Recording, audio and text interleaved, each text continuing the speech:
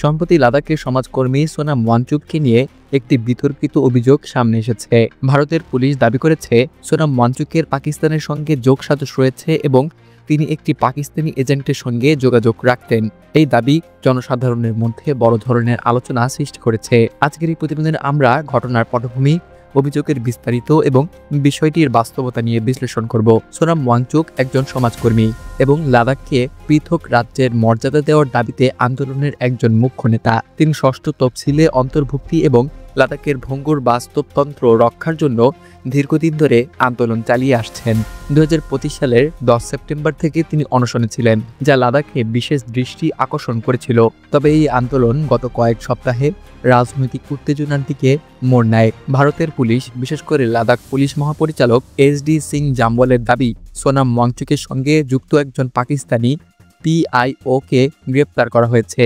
সেই পিআইও ওয়াংচুকের সঙ্গে নিয়মিত যোগাযোগে ছিলেন এবং পাকিস্তানে ফিরে গিয়ে সরকারের কাছে রিপোর্ট করতেন। পুলিশ জানায়, ওয়াংচুক পাকিস্তানে একটি সংবাদ মাধ্যমের অনুষ্ঠানে অংশগ্রহণ করেছিলেন এবং তিনি বাংলাদেশেও গিয়েছিলেন। পুলিশ কর্মকর্তারা বলছেন, ওয়াংচুকের উপর এখনও বড় ধরনের প্রশ্নচিহ্ন রয়েছে এবং তার অর্থায়নের ব্যাপারেও তদন্ত চলছে।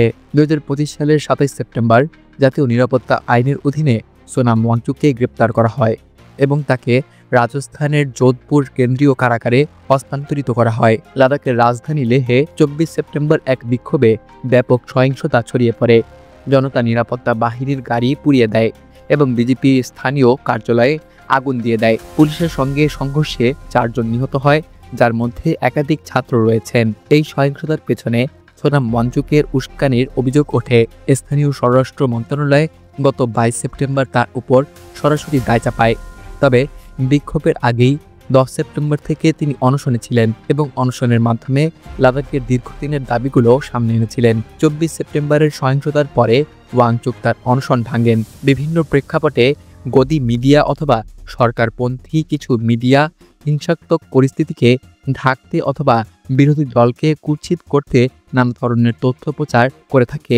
সোনাম ওয়াংচুকের মতো সমাজকর্মী এবং স্বাধীন মতাদর্শের ব্যক্তিদের পাকিস্তানের যোগসাজশকারী হিসেবে চিহ্নিত করা হচ্ছে বলে সমালোচকদের দাবি। তারা বলছেন, এসব অপপ্রচার রাজনৈতিক স্বার্থে জনগণের মনস্তাত্ত্বিক অবস্থাকে প্রভাবিত করার চেষ্টা। যেহেতু ওয়াংচুক দীর্ঘদিন ধরে রাজ্যের মর্যাদা এবং পরিবেশ রক্ষার দাবিতে সশক্ত ভূমিকা রেখেছেন, তাই তাকে এইভাবে বিদেশি এজেন্ট হিসেবে দেখানোর পেছনে রাজনৈতিক উদ্দেশ্য থাকতে পারে। সোনাম ওয়াংচুকের বিরুদ্ধে অভিযোগ ও গ্রেপ্তার লাদাখ অঞ্চলে রাজনৈতিক উত্তেজনা বাড়িয়ে তুলেছে। তদন্ত চলছে এবং দেশের নিরাপত্তা সংস্থাগুলো বিষয়টি গুরুত্বের সঙ্গে পর্যবেক্ষণ করছে।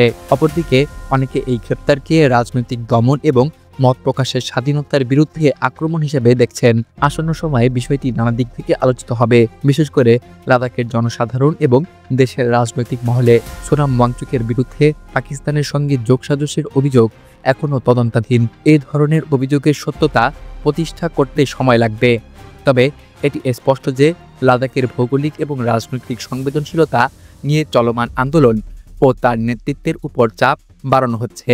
গদি মিডিয়ার অপপ্রচারে সম্ভাবনাকেও অবহেলা করা ঠিক হবে না। পাশাপাশি সকল প্রকার অশান্তি এবং সহিংসতা থেকে বিরত থাকা প্রয়োজন, যাতে লাদাখে শান্তি এবং স্থিতিশীলতা বজায় থাকে।